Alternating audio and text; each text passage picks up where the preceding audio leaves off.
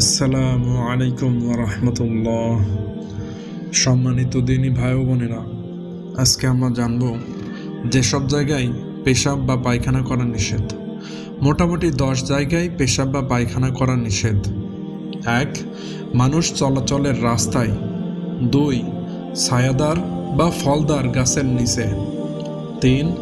অজু গোসলের স্থানে। 4. গর্তের ভেতরে অথবা গোরস্থানে। 5. দাঁড়িয়ে বা হেঁটে হেঁটে। 6.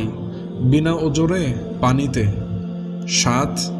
ঘরে বা বিছানায়। 8. মসজিদের আঙিনায় বা ঈদগাহে। 9. নিচু জায়গায় বসে উঁচু জায়গায়। 10. জনসম্মুখে।